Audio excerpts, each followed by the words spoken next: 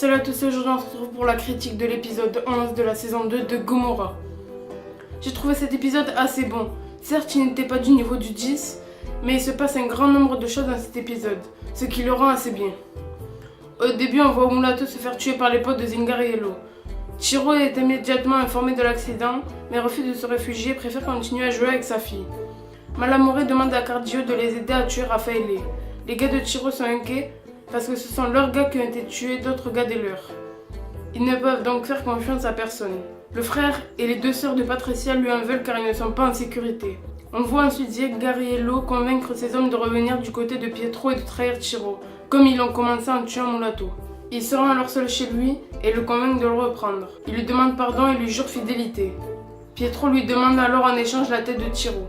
Alfredo Alisca tue accidentellement un agent public alors qu'il était censé l'emmener à son patron Abitaville. Son frère lui donne alors un billet pour le Venezuela pour qu'il s'échappe et ne soit pas puni par Abitaville.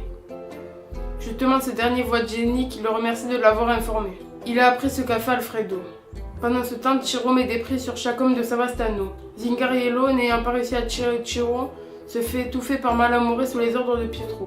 On voit ensuite Jenny et Azura ensemble qui préparent leur mariage.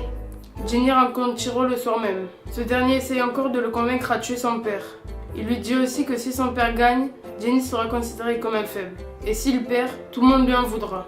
On voit ensuite Azura se préparer pour son mariage. Son père est très fier d'elle et lui offre des boucles d'oreilles. On assiste ensuite au fameux mariage. Alfredo, qui est loin de ça, se fait arrêter par la police. Patricia range les meubles dans le nouvel appartement de Pietro. Elle lui dit qu'elle veut s'arrêter et qu'elle ne veut plus être sa messagère.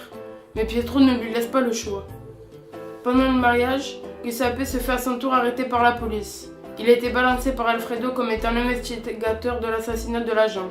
Cet événement gâche la fête et Azura est malheureuse. À la fin, on voit Jenny chez Pietro. Il trouve un tableau où toute la famille est présente, notamment Pietro. Il le casse d'un coup de poing au centre. Voilà, j'espère que ma vidéo vous aura plu. Vous pouvez la liker, la partager, vous abonner. À la prochaine.